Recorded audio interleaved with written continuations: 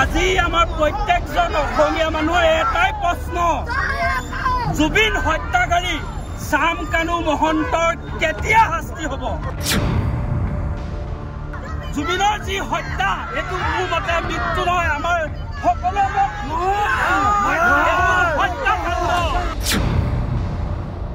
শ্যাম কানু মহন্ত সিদ্ধাৰ্থ শৰ্মা যিজন মেনেজাৰ, যিজনে জুবিন গাৰ্গৰ কিনাৰত আমাৰ লিখা সাধাৰণ মানুহক যাবলৈ নিদিয়ে, সেই সিদ্ধাৰ্থ শৰ্মা ক'ত গৈছিলে যেতিয়া জুবিন গাৰ্গে তিল তিলকে মৃত্যু মুখত পৰিছিলে? সেই শ্যাম কানু মহন্ত আৰু এই সিদ্ধাৰ্থ শৰ্মাৰ মাজত ক'ত গৈছিলে?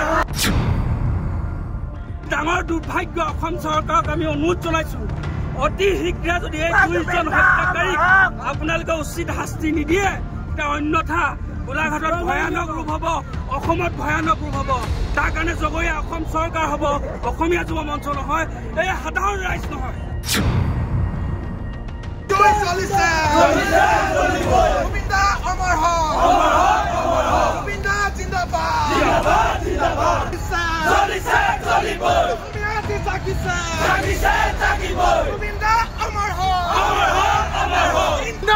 জিন্দাবাদ।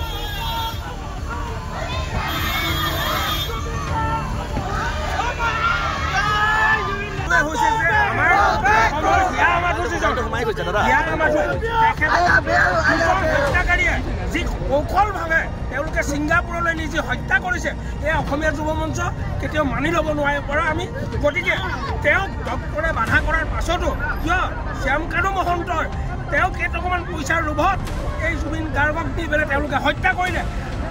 মানে ডক্টৰৰ যি পৰামৰ্শ অমান্য কৰি পেলাই তেওঁলোকে যি বৰ্বৰতা প্ৰদৰ্শন কৰি পেলাই তেওঁক হত্যা কৰিছে, এই অসমীয়া যুৱ মঞ্চৰ নহয়, অসমীয়া ৰাইজৰ